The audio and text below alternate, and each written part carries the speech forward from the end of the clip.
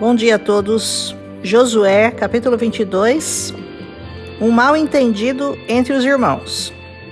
Josué convoca as 3 tribos que iam viver além do Jordão, Ruben, Gade e a meia tribo de Manassés, para que eles se despedissem, para elogiá-los, abençoá-los e agradecê-los por terem ido junto à batalha pela terra das outras tribos, e que agora eles já poderiam voltar em paz para casa, lembrando-os de que deviam guardar fielmente os mandamentos e a lei de Moisés, para cuidar em seus caminhos, obedecer-lhe em tudo, apegar-se a ele de todo o coração e de toda a alma.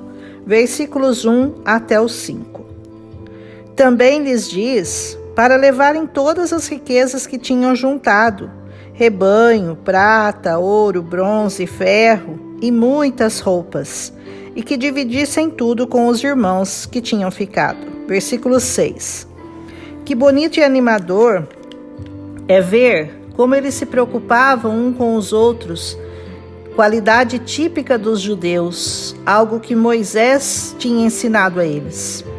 E assim, eles deixam Siló, na terra de Canaã, e voltam para Gileade, sua própria terra, dada a eles por Moisés. Chegando perto de Gelilote, eles constroem um altar junto ao Jordão. Versículo 10. Essa atitude deles irrita os outros israelitas e eles se reúnem para guerrear contra eles. Versículo 12. E enviam Finéias a Gileade e mais 10 líderes, um de cada tribo. Versículos 13. Imagine que triste isso. Irmão contra irmão, desentendendo-se por uma questão de não entenderem o propósito da construção daquele templo. Entendendo que eles estavam sendo infiéis ao Senhor, construindo um altar para eles, rebelando-se contra Deus, dizendo que a ira do Senhor cairia sobre eles. Versículos 15 ao 18. E lhes dizem para irem morar junto com as outras tribos do outro lado do Jordão, e que eles se apossassem de uma terra entre os que estavam em Siló. Versículos 19. Essa atitude também mostra a nobreza dos israelitas, oferecendo-lhe parte de suas próprias terras para que eles não contaminassem aquela terra onde estavam, construindo outro templo que não fosse o de Siló. Lembram a eles de como o Senhor se irou com Acã e como essa ira caiu sobre toda a comunidade. Versículo 20. Então, as tribos de Ruben, Gade e meia de Manassés explicam que não fizeram aquele templo para oferecerem sacrifícios ou ofertas de cereal, o que seria uma ofensa contra Deus, que seria só um memorial para que seus filhos soubessem da aliança deles com Israel, pois o Jordão os separava, e assim poderia acontecer de seus descendentes deixarem de temer ao Senhor. Versículos 23 a 25. É interessante notar que quando eles vão iniciar a sua defesa, essas 3 tribos referem-se ao Senhor como o poderoso El, o majestoso Elohim e o Senhor, Jeová. Essa quantidade de nomes citados pelas tribos mostra e comprova uma forte negação de que em algum momento eles tivessem feito algum delito. Eles dizem até que a maldição do Senhor recaísse sobre eles, se tivessem feito algo que ofendesse ao Senhor. Versículos 23.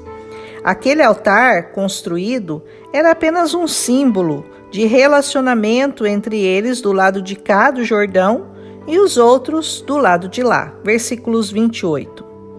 Quando Finéias ouviu os argumentos e as explicações deles, deu-se por satisfeito e as aceitou como válidas. Versículo 30.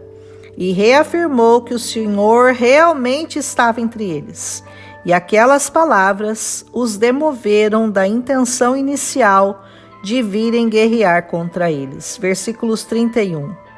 Como é bom quando a contenda e os mal-entendidos entre irmãos são resolvidos, né? Acontece o que aconteceu em Israel naquele lugar. Versículo 33. Todo Israel se alegrou e louvou a Deus, não se tendo falado mais em guerra contra Ruben e Gade. E chamaram aquele monumento erguido ao Senhor de altar do testemunho.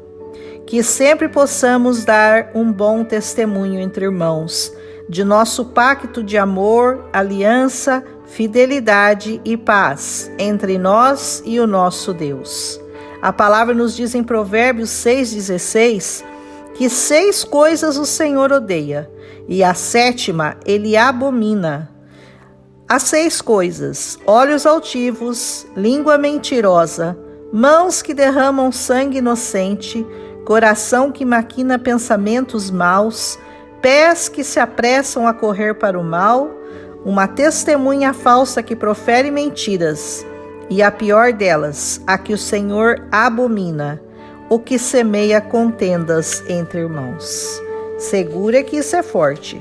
Pior até do que matar alguém, mentir, fazer o mal, é semear contenda. Que essa ideia sempre passe longe de nós, né?